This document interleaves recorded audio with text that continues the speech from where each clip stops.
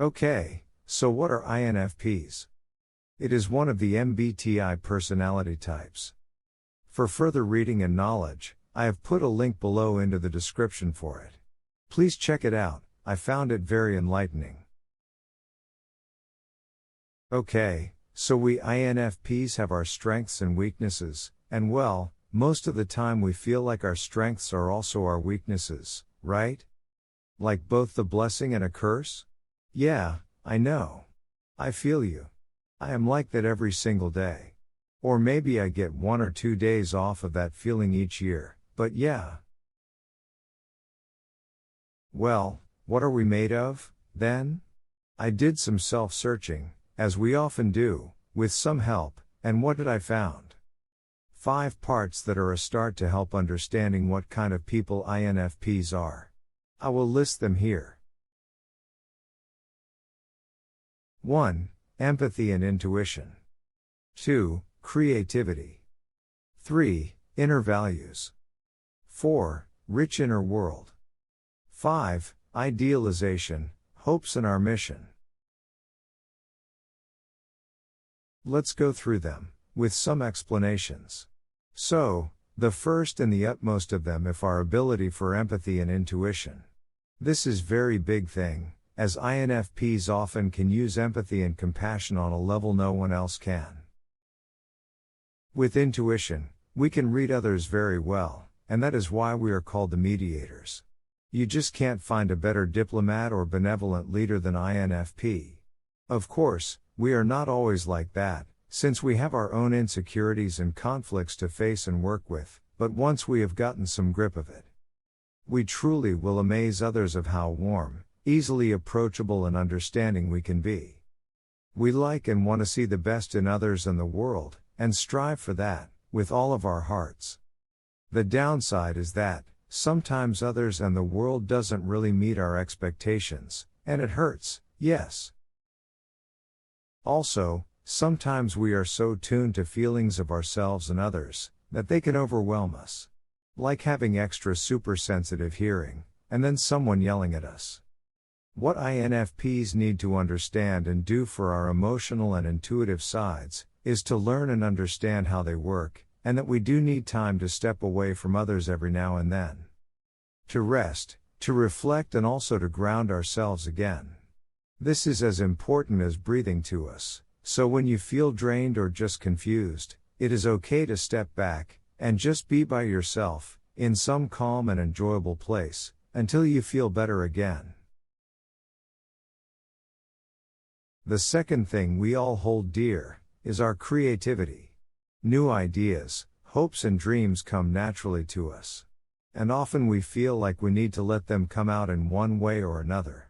While emotional overload from outside sources such as other people can be stressful for our emotions, so can be our internal creativity, if it keeps piling up. So, INFPs need a way to express themselves. This can vary from art, writing, physical or mental exercises, philosophy, music, or just joys of exploring and wondering of the world. If you feel like you are missing a direction in your life, and feeling like something inside wants to come out so badly, try some things that would correlate with you and your interests. Try out new hobby, talk to a trusted friend, write journal of your feelings and thoughts. At some point, you will find your way of self-expression, and the world will be amazed of your newfound self. It might take some time, but do simple things first, and it will evolve into your own voice that way. The third part is, that we, INFPs, have our inner values. What are inner values, then? Well, for me they are like ideas such as all people are equal, trying to see good in others, wanting others to succeed, and wanting myself to know myself better and follow my instincts. INFP's inner values are ideals, feelings and hopes of something bigger, better. They are the gems that we hold next to our hearts, and will not trade away even if threatened with death. You want to see a stubborn person? Try to make INFP give up their values, and you haven't seen nothing yet. So why are those values so important then? Because in ourselves, we have tested them out, and found to be meaningful, and by that, they are the foundation and cornerstone of our lives. If we would give them away, it would be like selling our souls. So, an INFP that has found their values and will live by them, will most likely die before abandoning their values. It takes time to find and feel those values. You might have some idea, even a little one, or a phrase, that could encapsulate your idea of life, or a part or meaning of it. Or perhaps how you view yourself or treat others. Use that. Test the value, in your life and actions. In this, quality exceeds quantity, so even one good value is like your compass. INFPs can use their emotions and try to pinpoint those things they would fight for, and create their values, meaning and purpose by that. Next thing that rises up from INFPs' emotions, creativity and values, is that we often have very rich inner worlds, which means that we feel and use imagination in many ways. It can be thinking of stories in our heads, living them out with our feelings. Maybe having mental conversations with other people in our heads, thinking of what we and them might say, like a scene of a movie. Sometimes talking to ourselves, just mundane things, or maybe even more deeper. And guess what? That is normal. I would guess that every INFP does this. And I am a pretty good guesser, I tell you. It is part of our self-reflection, and working with our emotions, inner self, and learning through that. It is like a sandbox within ourselves, where we can try out different things, without needing to try them in real life. INFPs can live many lives, in their own inner world, with their imaginative characters, friends, maybe even their family members and loved ones. The imaginative things we have in those experiences in our minds and selves are like mental copies of the real persons. Yet they feel so real to us. Just like being inside an emotional simulation, or movie, playing within us and us acting all the parts. This inner world is also a source of our creativity, and works well with our emotions and intuition. INFPs have tendency to get stuck into that inner world of hopes and daydreaming, and I am guilty of that, yes. One challenge for us is to interact between the real world and our inner world, as a mediator, since both ones benefit greatly of exchanging ideas, experiences and creations.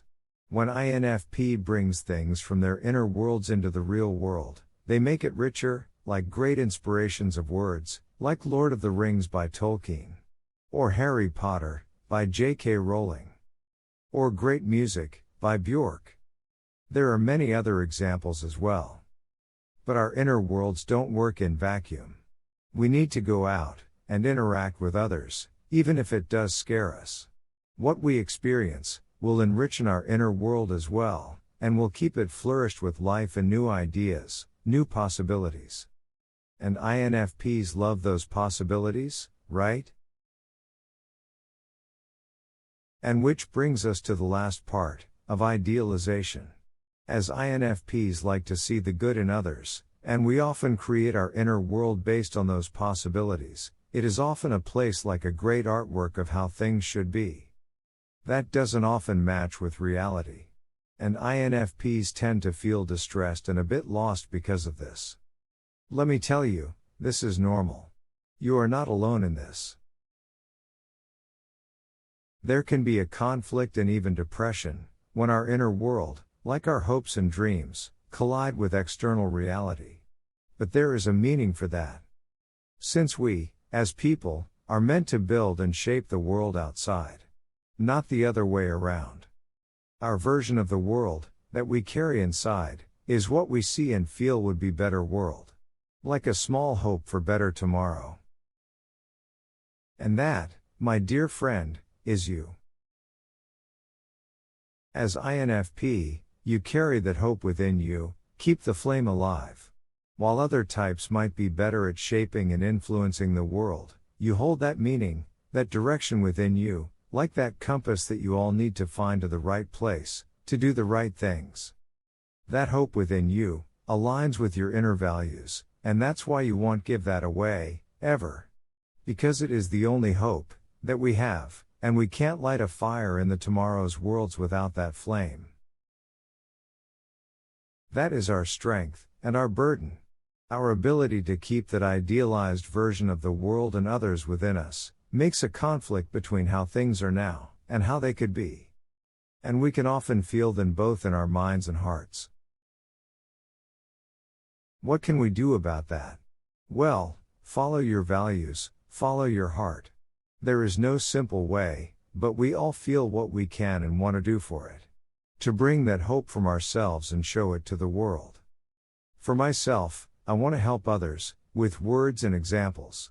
That is my mission. By that, I believe I can make the world a better place, maybe by reaching and meeting one person at a time, and that they can then see that it is possible, for them too, to reach out as themselves. So those are the 5 parts of every INFP shares. Being one, is like living life in hard mode, constant battles, confusion, challenges and solving conflicts between others and within ourselves. Life of a mediator. Life of a healer. Life of an idealist. That is who we are. Thank you for listening. I hope you might have gotten something out of this, and learned what kind of persons INFPs are, inside them.